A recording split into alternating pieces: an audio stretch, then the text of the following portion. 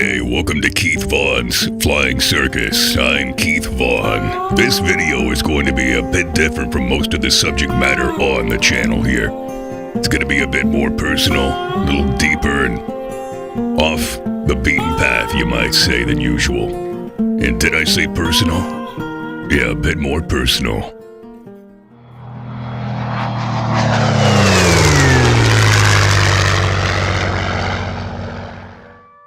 On December 28th, I was heading into the Texas Panhandle to attend the services of my last uncle on my mother's side, Neal Spurlock. And as I hit Stratford, I noticed these two Buicks sitting in the street. Yeah, somebody's collecting these big roadmasters. After I left my uncle's services at the cemetery in Stratford, I went to the Spurlock Community. Yes, at one time the area where this family lived was just called that, the Spurlock Community. And this church that you're seeing there, on this plain in the Panhandle, is the site of the original church that my great-grandfather put down in the early 1900s. It was rebuilt in the 1970s. Late 60s, early 70s. And this is as it sits today on the plains in the Panhandle.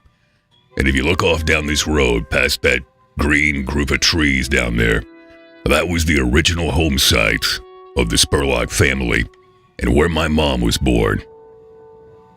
Up the road, north, you get Sunray. And I spent lots of time in Sunray as a kid. When my father got sick and had a heart attack in the Air Force in the Philippines, my mom and I and my sisters, we stayed in Sunray all through the spring and summer. And it was a year of great memories. Here we are rolling down the main street of Sunray. And there's the bank, the post office to the right there, and moving on up the bank. My Uncle Clay had an interest in that at one time. And then the Dairy Queen that changed lives when that Dairy Queen came in the early 80s, I believe. And then right across the street from that is this building here to the right that was the old affiliated food store. It's been restored and used as some kind of an office or storage building now. Yes. Pace of life is a bit slow in Sunray. Now, as a kid, I was bored to tears here. There was very few kids my age that I knew. Here's the worst dip in town. Look at this. Man, it's always been bad. And off to the left is the junior high school. I've got a great photograph of my mother standing on those steps. Now, here's the approach to my grandmother's home. My Grammy lived on this corner. The entire time I knew her, that was her house. Man, it's got AC now. Look at that roof. It's got an unit on top. We had a swamp box in the day. This home was my mother's at one time, and my aunt's. And the kid I used to run around with lived there. And then this house is where the two hot rod high school kids lived. One had a Chevelle, one had some Mopar. Those cars had a clunking lump, man. There was a big cam in those things. They were great rides, and that place is completely abandoned now. Some kind of notice in the window. That's sad. Now we pull off and down the street and around the corner. One morning in the late 70s, we were there at my grandmother's, and there was some kind of a weird boom we heard off in the distance. And there's refineries all around this place, so we thought it might be a refinery explosion. No, it was this house that used to be right here. Gas leak, and the elderly couple in there that morning, gone. Blown up. Hey, Brian Marks, check it out. Mopar.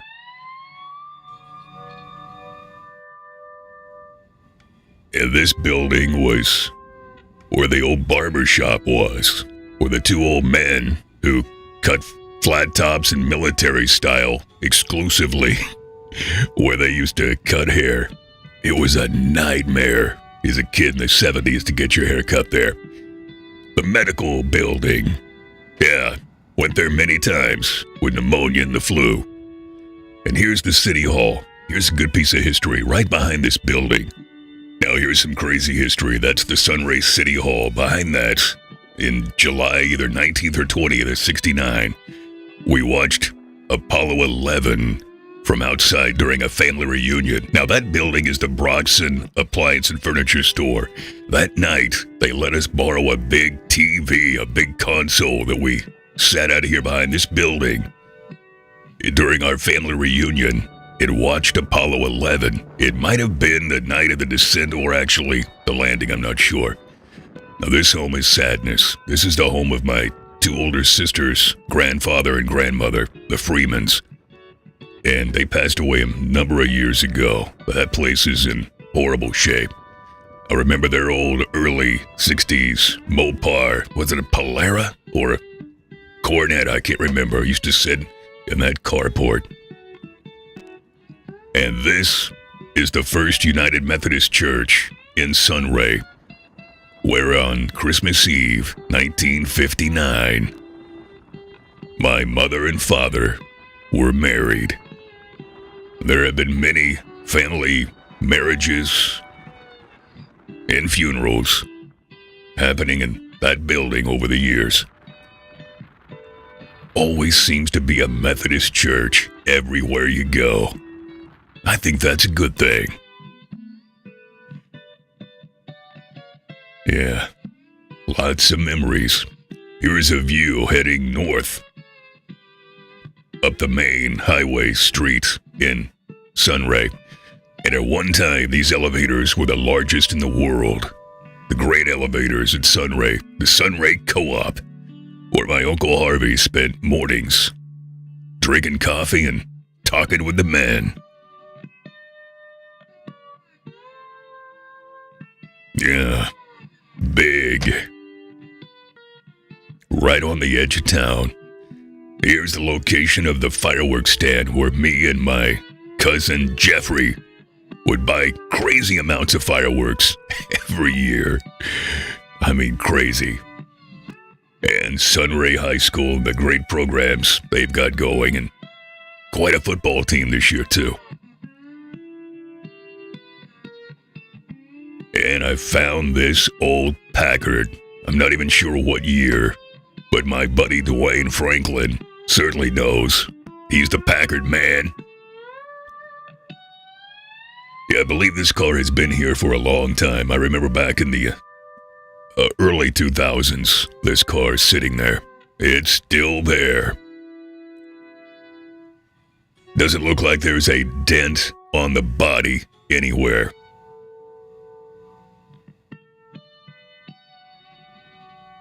And about to turn the camera to this old building in Sunray.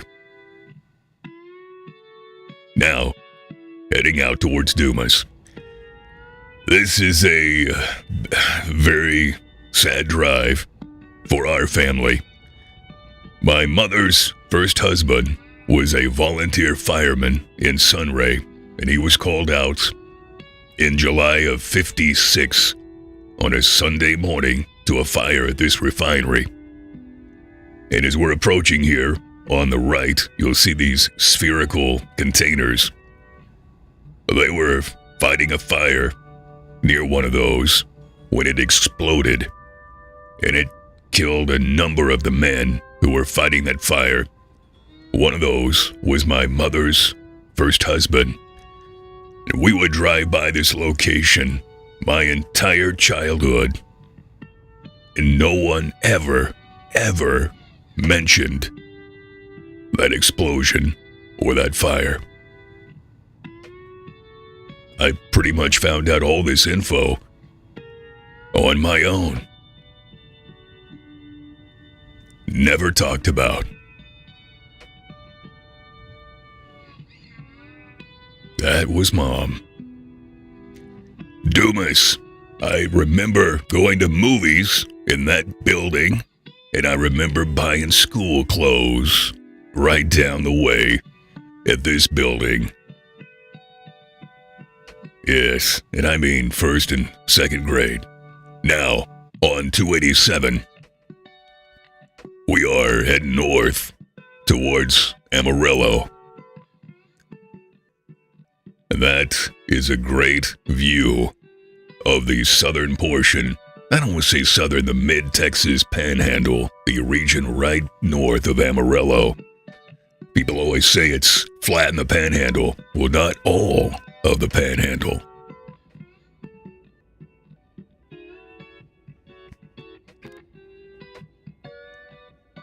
And over the Canadian and on into Amarillo. Now, as you can probably tell, we are going over the railroad tracks there in Amarillo, and you can see all the old warehouse district there in Amarillo off to your right. And as we're coming in here, we'll be approaching, I'm not even sure what the name of the building is. I just call it the Radio Building. It's my co-conspirators in radio crime. The Cumulus stations there in Amarillo, they're building off to that one side. This building here was once the Greyhound bus stop. Great Art Deco there. And then right down the road many times, as we'd be heading back to the falls from the Panhandle, my dad would pull over in this car wash, full-service car wash, and get the car cleaned up. What is now Miller's Cleaners was a one-time, a full-service drive-through car wash. Now back out on the road. I think these are the closest to the road windmills I've ever seen anywhere. The video really doesn't pick up the detail that you can see from the road of these things. And you'll notice here in a moment a very distracting thing, the shadows of these blades casting across the roadway in front of me. It's kind of a weird deal. You'll see it here in a moment. Yeah.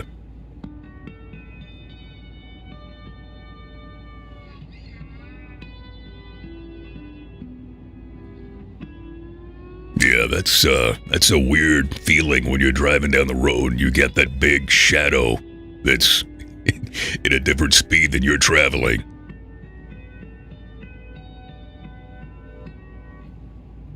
Now, I pulled into Clarendon, and I've seen this old drive-in movie theater for years. I wanted to get closer, so I got closer. It's great to still have one in operation. Also in Clarendon, used to be, many years ago, a restaurant in this neighborhood. Yep, that's right, a restaurant in a elderly woman's home. It was Mrs. Bromley's restaurant. And her claim to fame was she was a old ranch cook, farm cook, and just a homesteader. And man, she could cook. And that house right there was her home.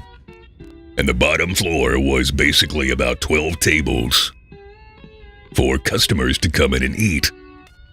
And people from all over made their way to that home for a meal. At least I believe that's the home. That curb is what gives it away. Now Headley. I've driven by Headley my entire life. Never drove in to Headley. But here I am, driving into Headley. Now I made a turn here, thinking I was going to be able to go back and double into some more downtown area, but it's a dirt road. And it's got old buildings everywhere.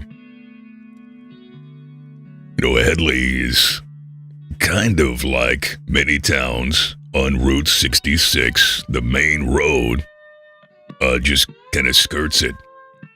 And people are flying by at 75 plus, and they just don't get off the road. Most people won't do commerce when you gotta turn. If you're driving in, you know, that's a different story. It's towns like Headley that many people look down upon and called dying or derelict, or just, you know, basically sad little places. They're kind of beautiful to me. And check this out. Saw this and I had to back the hell up. Corvair in a barn. They are out there.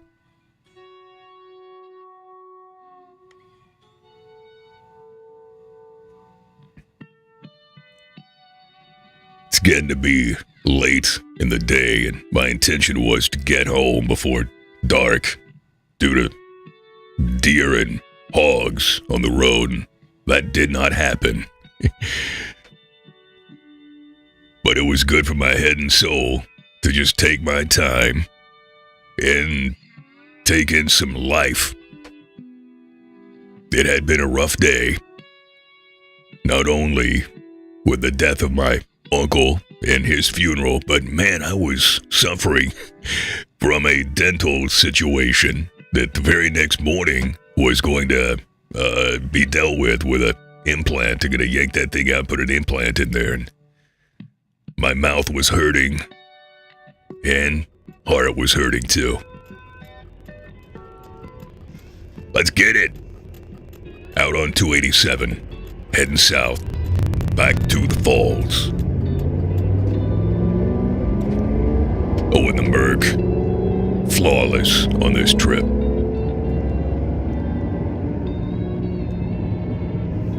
Memphis. I don't know what's going on at the courthouse, but it looks like a lot. Memphis is another town whose downtown is right off the edge of the highway. And many don't turn and check it out. But there's something going on here. Hopefully it's a restoration, renovation. It is a beautiful town square, county courthouse square.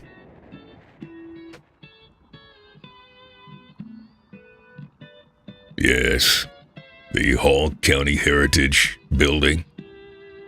That's great. And you can tell by the quality of the video that my action mode is having a hard time keeping up. It's starting to get dark. This building's intriguing. 2 entrances and something going on in the middle and a garage underneath. That's vintage. And here's an out-of-place slide. Let me take this time to express that I usually don't do this. I don't usually put photos of... we're still here in Memphis at this time. I've over the years, I've never been one to post anywhere in social media photos of my parents' headstones or their place in the cemetery. This will be one of the few times.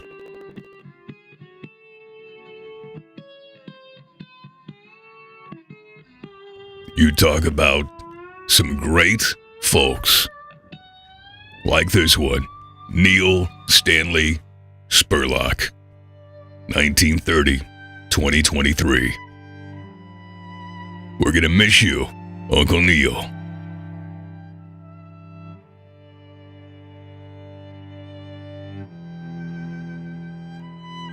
I told you it was going to get personal today on Keith Vaughn's Flying Circus. Hey, like, share, subscribe, communicate with us. We do appreciate it.